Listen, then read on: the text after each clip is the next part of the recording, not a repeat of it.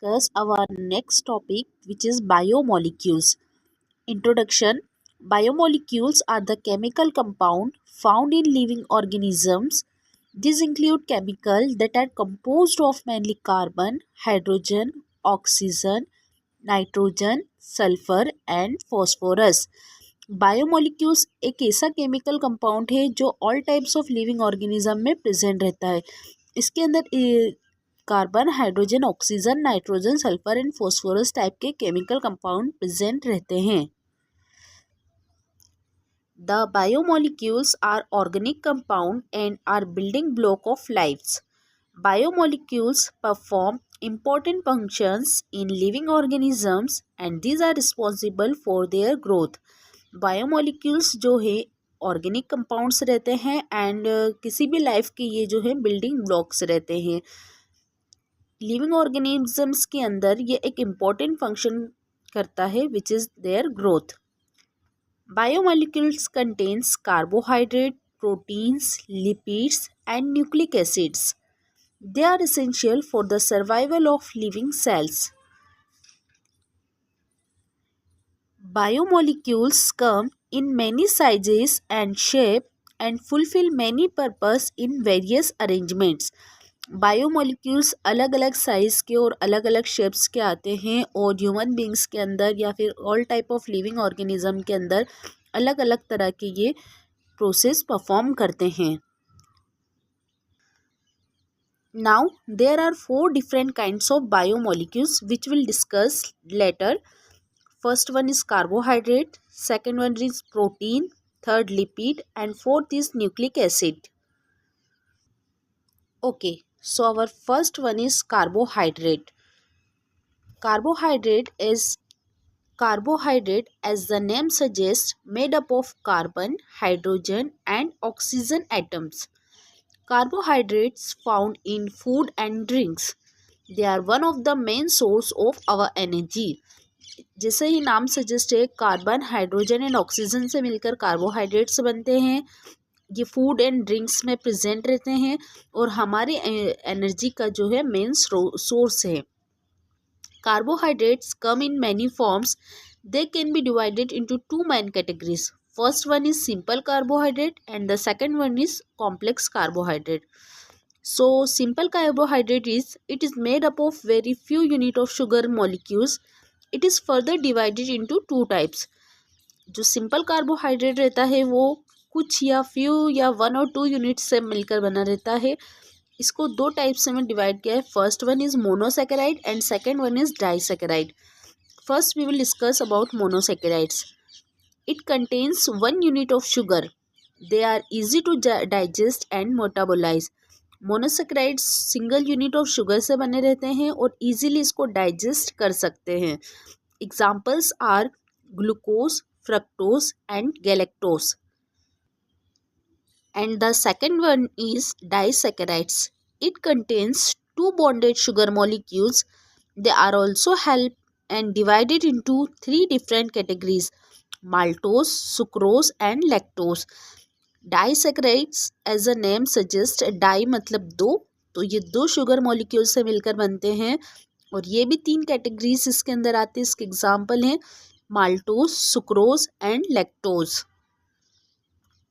Now complex carbohydrate. Complex carbohydrate or polysaccharides contain many sugar molecules. They come in 3 forms: starch, glycogen and fiber. Complex carbohydrate जो हैं एक या 2 से ज़्यादा sugar units मिलकर बनती है. इसके एग्जाम्पल है starch, glycogen and fibre. Next one is proteins. Protein is a complex substance found in all living beings. It contains amino acids. Protein include many important biological compounds like enzymes, hormones, and antibodies. Protein are essential for growth. Protein भी एक complex substance है जो all type of living beings के अंदर present रहता है. इसके अंदर अमीनो एसिड्स प्रेजेंट रहते हैं. इसके प्रोटीन जो है बहुत सारे एंजाइम्स, हार्मोन्स और एंटीबॉडीज़ को प्रोवाइड कर. प्रोटीन्स हमारी ग्रोथ के लिए एसेंशियल होते हैं. Now, next is types of protein. Protein come in many forms and perform many important functions. There are 7 main types of proteins. First one is structural protein. Structural protein, these protein are fibrous protein and insoluble in water. They are essential for supporting other protein like keratin and collagen.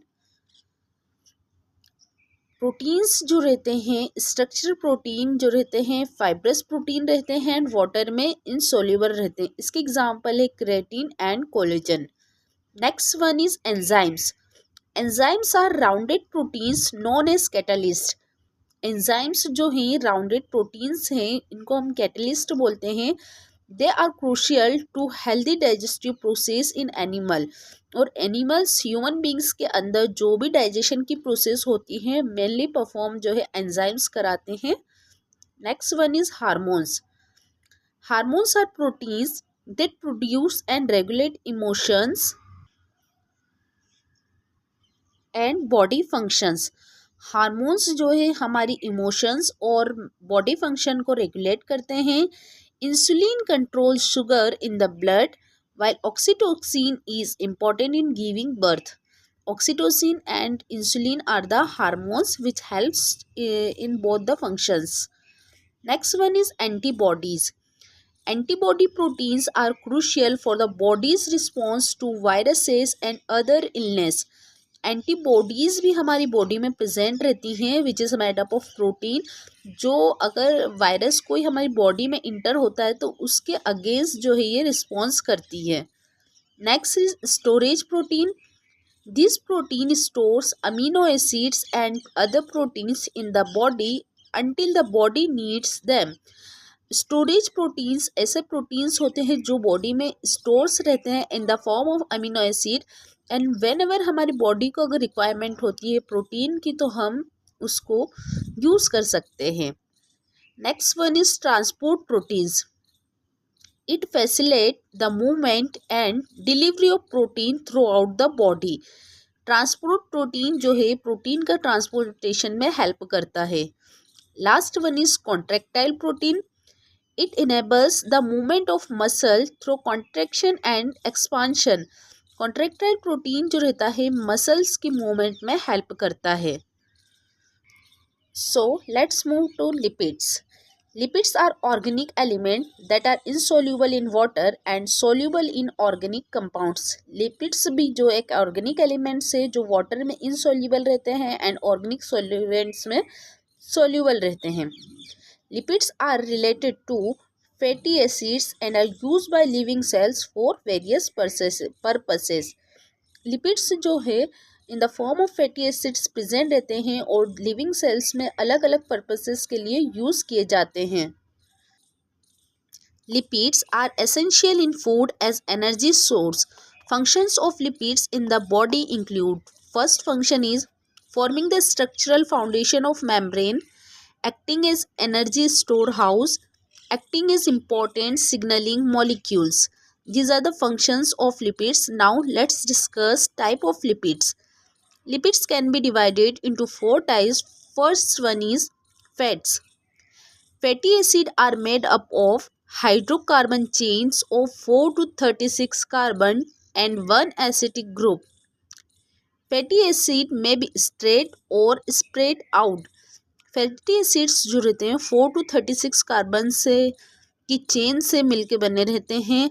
ये straight भी रहते हैं और अलग form में भी present रहते हैं. Now the second one is waxes. Waxes are formulated of hydrocarbon chain of 14 to 36 carbon and are synthesised by various plants and animals. Waxes जो रहते हैं 14 to 36 हाइड्रोकार्बन चेन से बने रहते हैं और इसका यूज़ बहुत सारे प्लांट्स और एनिमल्स करते हैं. Third one is phospholipid. These lipids are responsible for maintaining structure of cell membrane. किसी भी सेल मेम्ब्रेन का स्ट्रक्चर जो है मेंटेन होता है with the help of phospholipid.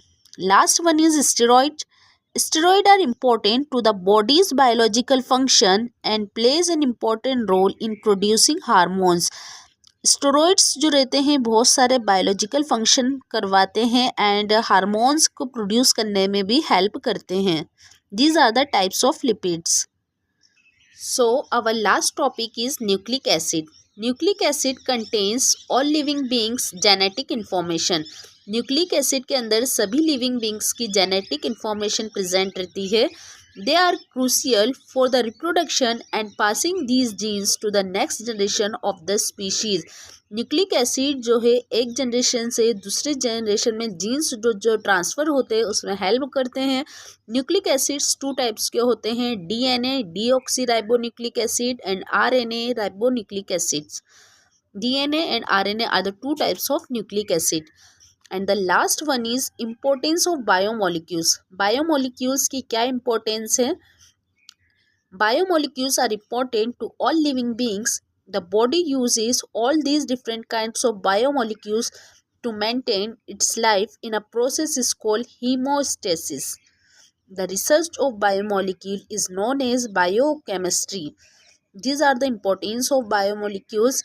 Okay, thank you.